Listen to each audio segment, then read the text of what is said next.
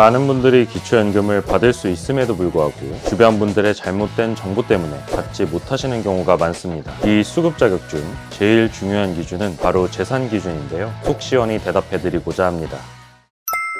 시니어 정보의 모든 것, 걱정 마음바 둘째 아들입니다. 총선을 100일가량 앞둔 현재 시점에서 가장 뜨거운 화두 중 하나는 바로 기초연금인데요. 이 기초연금은 수급 자격을 지키는 것이 가장 중요합니다. 이 수급 자격 중 제일 중요한 기준은 바로 재산 기준인데요. 정말 중요한 기준이지만 대부분 정확한 기준은 모르시는 것이 현실입니다. 오늘은 그 중에서도 기초연금을 수급받기 위한 통장 잔액 기준에 대해서 알아보고자 합니다. 과연 통장에 얼마까지 있어야 기초연금을 받을 수 있을까요? 이 물음에 대해서 속 시원히 대답해드리고자 합니다. 오늘 영상 정말 중요하니 끝까지 시청 부탁드리고 시작 전에 구독, 좋아요 한 번씩 지금 부탁드립니다. 오늘의 걱정 마음바 지금 시작합니다.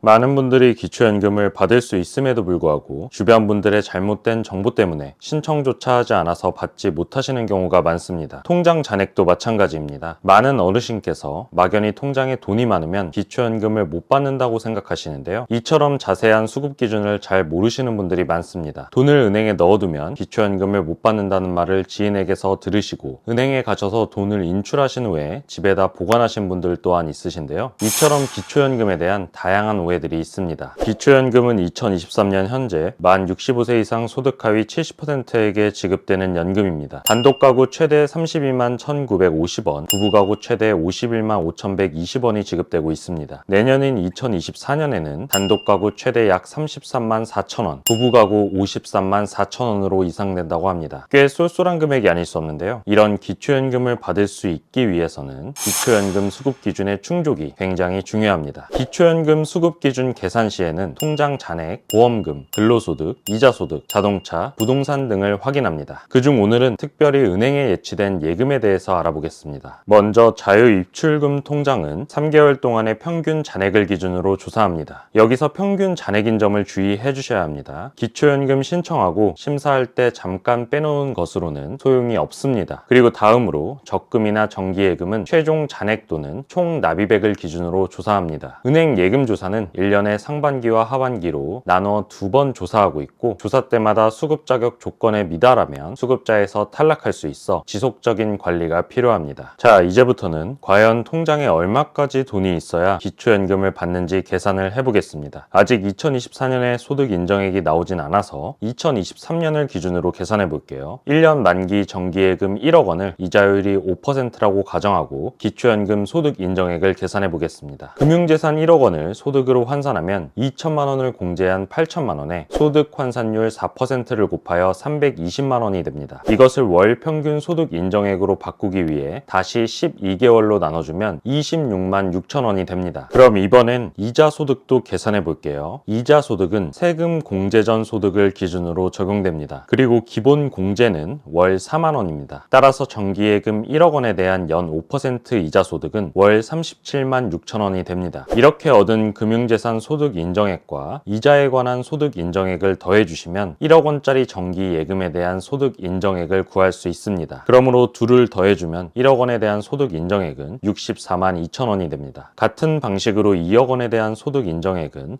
139만 3천 원, 3억 원은 214만 3천 원, 4억 원은 289만 2천 원, 5억 원은 364만 3천 원이 됩니다. 따라서 단독가구 기초연금 기준액은 202만 원이므로 약 2억 7천만 원 정도까지는 기초연금 수급 대상이 되실 수 있습니다. 그리고 부부가구의 기초연금 기준액은 323만 2천 원이므로 약 4억 원 정도까지는 기초연금 수급 대상이 됩니다. 지금까지 제가 정기예금만으로 한정해서 설명드렸기 때문에 다른 재산이 포함된다면 감액되어 지급되거나 탈락할 수 있다는 점 꼭 기억해 주세요.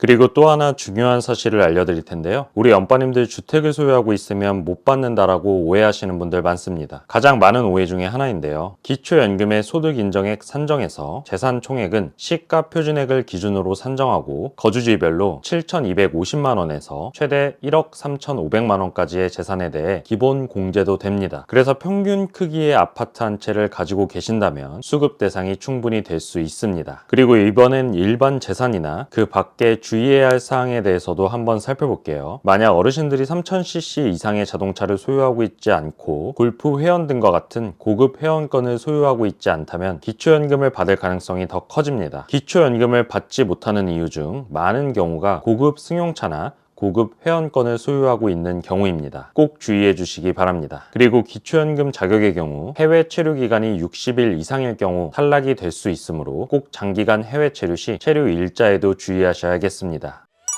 오늘은 기초연금 수급 기준 중 통장 잔액에 관해서 이야기해보았습니다. 소득 하위 70%라는 기준이 실제로 보면 생각보다 낮은 기준이라고 할 수 있는데요. 떠도는 소문에 먼저 겁먹고 신청을 피하지 마시고 예전에 탈락하셨더라도 지금은 될 수 있으니 일단 꼭 신청해보시면 좋겠습니다. 오늘 내용 도움되셨다면 저희 채널에 큰 힘이 되는 구독, 좋아요, 알림 설정 꼭 부탁드릴게요. 감사합니다.